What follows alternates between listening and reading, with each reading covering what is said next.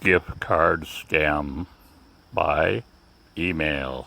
Ah!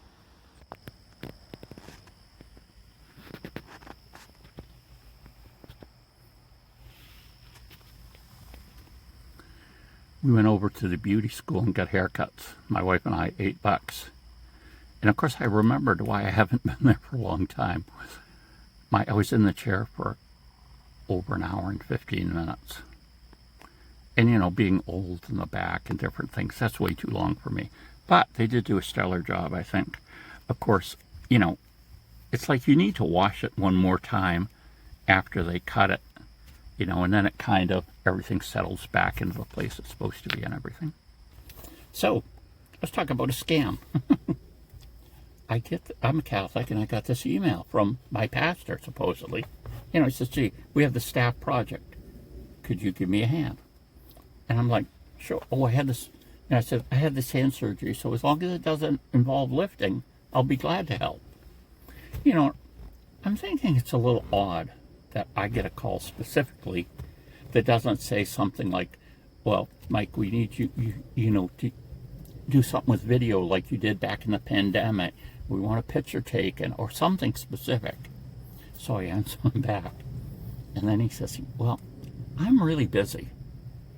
I need some gift cards bought. Whoop, whoop, whoop, scam alert, whoop, whoop, whoop. And then, of course, then I say, oh, wait a second. You go up and click on the address, right? And it comes from I'll just say, Father Henry John. Okay? It says that. But when you expand on it, it's not coming from an official place, which if he was using an email, it would be coming from the Diocese of Portland, Maine. And that covers the entire state. So, you know, number one, your priest is never going to ask you that. Gift card buying is one of the best ways to scam people out of money. The scam goes like this, and it's amazing how many people fall for it. But, you know, right off, you know, oh, gift cards, I know he's fake. But then, for good measure, I just check up and expand that, and he's Father so-and-so from Goodfellows Church or something like that. So he's got some domain name that kind of sounds something as Christian, but definitely not Catholic. So, I mean, you know it's a fake. So anyway, I tell him, you know, that he's gonna, well, you know, he needs to repent. You know, the wages of sin is death. And my goodness, the death we're talking about isn't physical death. It's the second death, the lake of fire. We're continuing on. We've done this a couple cycles, but this Bible study with Father Mike Schmitz, it's like one of the number one podcasts. It's hit the top in the iPhone type category a number of times. It's extremely popular. All kinds of people watching it. But one of his points he stresses, when we make decisions, we're deciding if we want to be with God for eternity or we don't. And one of those that is the don't is stealing. And that's what this is. You know, you now, if he sells, let's just say, I don't know how many people are in our parish, but let's just say, for the sake of argument, that he sends 500 of these out. Well, if he only gets one person to respond that believes it's him, and they actually go through with buying, let's just make up $800 worth of gift cards. They get them there, and they say, well, okay, I can drop these off. Oh, no, it'd be easier just if you sent me the numbers on the back. Then, you know, we don't have to connect. Oh, well, once you give them those numbers, the money's gone. It just takes a couple seconds for them to do it, and the money's gone. And what's funny, I watched one of these hackers, okay? They're people with a vast amount of computer skills, and they actually hope one of these jokers will call him. And one of them did this guy with this gift card scam, and he realized he's like looking at the scammer's computer screen. That's how good this guy is. And he sees that he's already scammed someone out of, like, I think it was $2,000 or $3,000 worth of cards. Well, he takes the money. He goes into that guy's computer, gets those numbers and deletes that and puts all the money in his account. So, of course, the scammer's enraged. He can't believe what's even going on because all of a sudden, there's $3,000 in there and it's gone. And, that he keeps the guy talking while he's working on this. And like I say, by the time the scammer knows something has happened, it's way too late. And so this guy actually calls up. He's got the phone number of the person, everything. He's got all the information the scammer had. He calls the person and says, don't worry, you were scammed, but I have your money and I'll be returning it to you. And he does. And sometimes this guy, there's a number of the people on YouTube that do it. They'll go into the person's computer and delete all their files. So, you basically have a situation, and he's even connected to the cameras that are inside the boiler room. Like, there's this room, and there's like 10 or 15 people, sitting in their cubicles, all trying to scam people at once, and there's this guy walking around, And so sometimes he gets in, and he even gets the view of the camera, so you can see the person he's working with. Sometimes you can access the camera on the laptop they're using, and you can see the person directly. And then one of them, and he did this by mistake first. The guy's talking, and he says, Jamal. And the guy goes, what?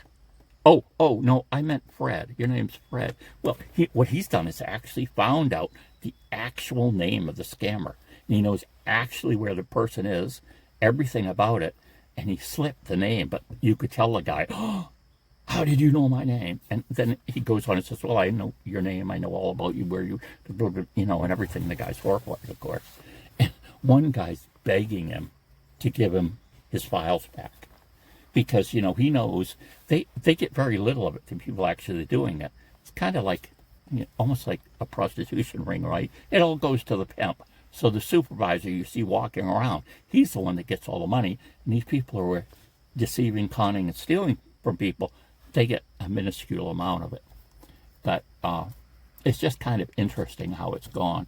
And one of these scammers even was able to work with, I forget whether it was happening, the scammers were in India or another country. I seem to think it was India because once he got in connection with the right people over there, they went in and shut everything down. And so that was good. But, if someone's asking you for gift cards, you can be 99.9999% sure that it's a scam. You're going to buy the cards. They're going to want some information from the cards. And even though you don't think they can take the money with just that number, they can, and they will. And people have lost thousands of dollars, And then they do the catfish thing. That's the other scam is, this happened to there's a model, and they had her on the news and she's talking about it. But I'd seen her pictures before because, I'm interested in photography and everything. And, news about main models and things have come up before. But so this extremely attractive woman, she's like 50, but she's like, unbelievable, beautiful.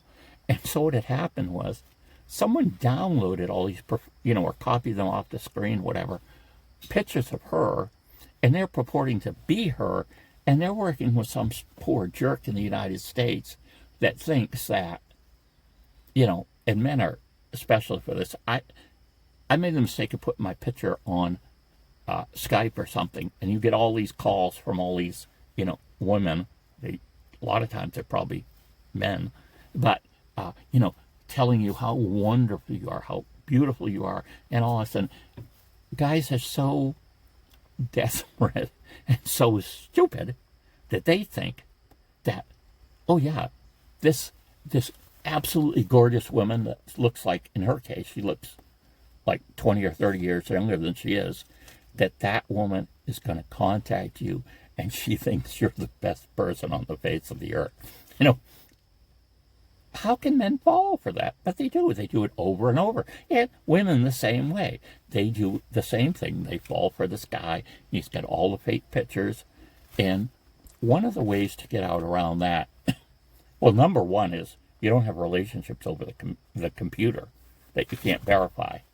But one of the ways you can do that is, and this guy could have done this with the main model, you take any picture they've sent you, you put them in TinyEye, their reverse image search. And Google has a feature too, but I'm not quite right off the top of my head. I'm not sure how to tell you to use it. But TinyEye, you just go to the page and it says, oh, drop the photo, or, click here and find it on your file and click it and it will go up to here. And it literally takes, like 30 seconds, and it will tell you every time that picture's shown up on the internet. So if all of a sudden, like you would have done with this model, the picture, they would show up in a bunch of places. They would show up in all the modeling agencies that she's worked for, or advertising agencies. But that picture would you'd see all kinds of things about it. And then you'd go to one and you'd find out it isn't the name they used. But just this idea of buying gift cards, you never do it for anyone, and starting a relationship online with someone, use this reverse search option at TinyEye, and you can see that those photos have been used over and over again. And if somehow they do have a unique picture that doesn't show up anywhere else, that doesn't mean they aren't still scamming. They could just be someone that has access to photographs that have never been put on the internet yet. So, there you go, warnings. And first, my beautiful haircut. Please comment about how wonderful I look. Now, if I could just shave and lose. I got on a scale the other day in the house, and I had lost 20 pounds. Well, the scale was off. I'm not off. The scale was off. But anyway, so don't ever buy gift cards. If someone beautiful contacts you, and you're especially if you're old and wrinkled up man, or you're an old and wrinkled up woman, you're not going to have this, person that looks like they're a playmate, is not going to be falling in love with you. And then if you're a woman and the guy looks like, I don't know, Brad Pitt or someone, that you consider super handsome and everything looks like that, no, they aren't going to be looking for someone on the internet. People like that in real life, they get all of the contacts they need in the real world. They don't have to be searching, looking for a person that's so desperate they don't even use their common sense. So anyway, there you go. Tell me what you think about my haircut, buying gift cards for scammers, and being bilked out of money by having someone catfish you. Catfish is a term, I forget how it came about now, but catfish means they're not who they say they are. And usually they purport to be someone that looks a whole lot better than them. And sometimes you're actually talking to a 13-year-old, or you could be talking to an 85-year-old. They might be in this country, most likely they're in a different country, but you never know. And, I had this friend once, this was many years ago, but she started this relationship. And, she really thought this guy was something. He was nice. There's no money being transferred. But it was like, oh, come out to visit me. Or, she wants to meet the guy. Oh, I could come out to visit you, this and that. Well, every time there was an excuse. And eventually the guy has to come meet her, supposedly, and his car breaks down. But that was the end of it. It was obviously that whatever he purported himself to be, he definitely wasn't that, and he wasn't going to show up for the person to see and be, woefully disappointed that they lied about the age. They might have lied about being a man or a woman. And, they're just scammers out for people's money. So, bye.